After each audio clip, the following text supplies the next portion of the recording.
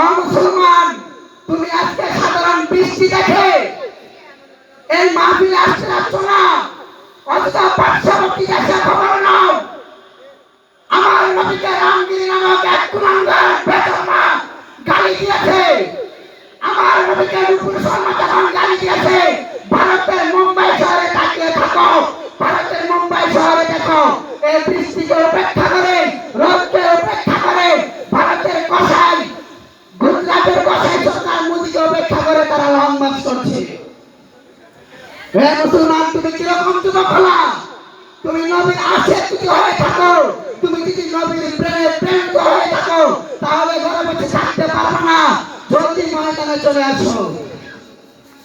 প্রিয় উপস্থিতি, আমরা সকলেই জানি হযরত ওমর ফারুক রাদিয়াল্লাহু তাআলা আনহুকে আল্লাহ রাসূল বলেছেন, তুমি কি তোমার জীবনের চেয়ে আমাকে বেশি ভালোবাসো?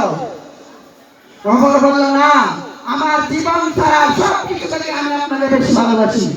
আল্লাহ রাসূল সাল্লাল্লাহু আলাইহি ওয়াসাল্লাম বলেন, হে ওমর, তুমি এখনো পরিপূর্ণ মুমিন হতে পারো নাই যতক্ষণ পর্যন্ত আমাকে তোমার স্ত্রী থেকে, তোমার সন্তান থেকে, এমনকি তোমার জীবনের চেয়ে বেশি না বাসবে, ততক্ষণ পর্যন্ত তুমি পরিপূর্ণ মুমিন হতে পারবে না।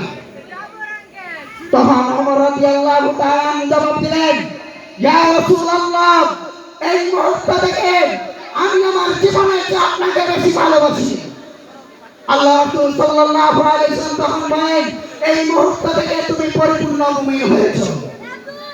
সম্মানিত এলাকাবাসী, আমি বলতে চাই, যারা আমার নবীকে নিয়ে কটূক্তি করবে, যারা আমার নবীর স্ত্রীদেরকে নিয়ে কটূক্তি করবে, তাদের বিরুদ্ধে আমরা কি অবস্থান নিয়েছি? এই যুবক, তুমি তো কাফের মানুষ, তুমি উত্তরসূরি, যেই কাফের মানুষ তুমি ভারতকে স্বাধীন করার জন্য ইংরেজদের বিরুদ্ধে আন্দোলন করেছিল। এই যুবক, তুমি তো মুহাম্মদ বিন কাসিমের উত্তরসূরি, যেই মুহাম্মদ বিন কাসিম রাহমাতুল্লাহি আলাইহি এই ভারতে আক্রমণ চালিয়েছিল আমাদের দ্বীনি বনের ইজ্জতকে রক্ষা করার জন্য। মাত্র 17 বছরের যুবক মুহাম্মদ বিন কাসিম এই সিন্ধুকে বিজয় করেছিল, আমার দেশে ইসলামকে পৌঁছেছিল। তুমি তো সেই মুহাম্মদ বিন কাসিমের উত্তরসূরি। আজকে তুমি ঘরে বসে কাগজের বৃষ্টি মাহফিলে যাবো না? এই বৃষ্টি কিছুই নয়, মুসলমান ঝড় তুফান কিছুই নয়। মুসলমানের কাছে সবথেকে বেশি প্রিয় আল্লাহর রাসূল, আল্লাহ তাআলা নিজে। মুসলমান, একজন মুসলমান ঘরে বসে থাকতে পারবেন না। আপনারা জলদি ময়দানে চলে আসুন, দেখিয়ে দিন আমার নবীর বাগানের মাহফিল, আমার নবীর বাগানের মাহফিলে যদি আমরা উপস্থিত না হতে পারি, কাল কিয়ামতের ময়দানে আমরা কি জবাব দেব? ভারতের মুসলমানদের থেকে শিখুন, ভারতের মুসলমানদের থেকে শিখুন। ভারতের মুম্বাই শহরে আল্লাহু আকবার করে দিচ্ছে। বৃষ্টির কারণে বৃষ্টি তাদেরকে বাধা দিতে পারে নাই, রোদ তাদেরকে বাধা দিতে পারে নাই। নবীর মহব্বতে নবী আসছেন, যখন ভারতের কুলাঙ্গার রামগিরি, যখন ভারতের কুলাঙ্গার নুপুর শর্মা আমার নবীকে নিয়ে কটূক্তি করে, তখন যদি তারা বৃষ্টির মধ্যেও থেকে মিছিল করতে পারে, আমি কেন বৃষ্টির মধ্যে আমার এলাকায় মাহফিল আসতে পারবো না? আরে আমিও তো মুসলমান, ভারতের মুসলমান তো মুসলমান, আমাদেরকে শিক্ষা গ্রহণ করতে হবে। যদি আমি মুসলমান হয়ে থাকি, আল্লাহর নবীর আশিক হয়ে থাকি, আল্লাহর নবীর এই কোরআনে বাগানের মাহফিলকে সাফল্যিত করার উদ্দেশ্যে আমাদেরকে এই মাহফিলে উপস্থিত হতে হবে। হে মুসলমান, শোনো, শুনে রাখো, নতুন স্বাধীন বাংলাদেশের একটাই ঘোষণা, যদি বাংলার মাটিতে আর কোন কুলাঙ্গার, যদি বাংলার মাটিতে আর যদি কারো সন্তান আমার নবীকে নিয়ে কটূক্তি করে, আমার নবীর স্ত্রীদেরকে নিয়ে কটূক্তি করে, যদি আমার নবীর চরিত্রকে ব্যঙ্গ করতে চায়, আমরা একটাই ঘোষণা দিতে পারি, টেকনাফ থেকে তেঁতুলিয়া, মটকা থেকে পাতুলিয়া, বান্দরবান থেকে সুন্দরবন, গোটা বাংলাদেশ থেকে আবার 2013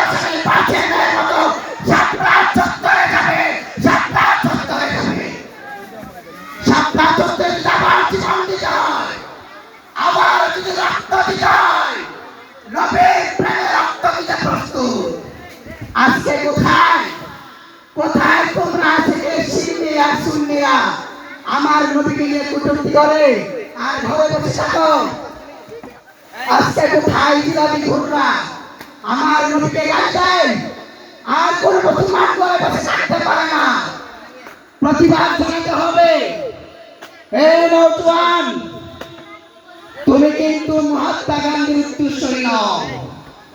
হে নওজোয়ান, তুমি আবু জাহেলের দলের লোক নও। হে মুসলমান, মনে রাখবা তোমার রক্তে মিশে আছে হযরত আলীর রক্ত, তোমার রক্তে মিশে আছে হযরত উমরের রক্ত, তোমার রক্তে মিশে আছে তালহার রক্ত, তোমার রক্তে মিশে আছে হামজার রক্ত, তোমার রক্তে মিশে আছে ওসমানের রক্ত, তোমার রক্তে মিশে আছে হযরত হামজার রক্ত। সেই রক্ত আমাদেরকে বলে আরে সামান্য বৃষ্টি কেন, আমাদের যদি জ্বর কমানো হয়, নবীর প্রেমে যারা আছে, সত্যিকারে যারা আছে, তারা কখনো ঘরে বসে থাকতে পারে না। আমরা যদি সাধারণ মাহফিলে না আসতে পারি, তাহলে নবীর প্রেমে নবীকে যারা গালি দিয়েছে তাদের বিরুদ্ধে কিভাবে অ্যাকশন নেব? সমস্ত ওলামায়ে কেরামরা একমত, নবীকে যদি কেউ গালি দেয় তার একটাই শাস্তি, তার দেহ থেকে কল্লাটা জোগাড় করে দাও। এই সমস্ত কুলাঙ্গারের পৃথিবীতে বেঁচে থাকার অধিকার নাই। নবীকে যারা গালি দেবে, নবীর চরিত্রকে যারা ব্যঙ্গ করতে চাইবে, আম্মা জানদের ব্যাপারে যারা কটূক্তি করবে, ওরা পৃথিবীর পরিচয়হীন চালক সন্তান। খুঁজিয়ে দেখো রামগিরি আর নুপুর শর্মা আর বাংলার যত কুলাঙ্গার নবীকে গালি দিয়েছে, ও নিশ্চিত 6 মাসের আগে জন্ম নিয়েছে, নয়তো তার মা তার বাবার সাথে শোয়ার আগে অন্য জায়গায় শুয়েছে। এটা নিশ্চিত ইসলাম বলে। হে মুসলমান, অনেক হিন্দু আছে, অনেক বৌদ্ধ আছে, কিন্তু তারা নবীকে গালি দেয় না। এর দ্বারা প্রমাণ তারা বৈধ সন্তান। কিন্তু মুসলমান নামদার কিছু যুবক আছে, কিছু ব্লগার আছে, যারা নবীকে গালি দেয়, যারা নবীর ব্যাপারে কটূক্তি করে। আর তুমি মুসলমান ঘরে বসে থাকবা, কিভাবে জবাব দিবা কালকে আমাদের ময়দানে? নবীকে যখন জিজ্ঞাসা করবে, এই আব্দুল্লাহ, এই আব্দুর রহমান, যখন তোর বাংলার জমিনে শাহবাগ চত্বরে আমাকে গালি দিয়েছিল, তোদের আম্মা জানদেরকে নিয়ে কটূক্তি করেছিল, তখন তুই কোথায় ছিলি? এই নওজোয়ান, নবীর প্রেমে আছে, এই নওজোয়ান নবীকে গালি দেয় আর তুমি এখানে বক্স বাজিয়ে গান বাজনা করো। এই যুবক, নবীকে গালি দেয় ভারতে আর তুমি বাংলার জমিনে বসে খেলাধুলার নামে নবী বক্স বাজিয়ে আনন্দ করো।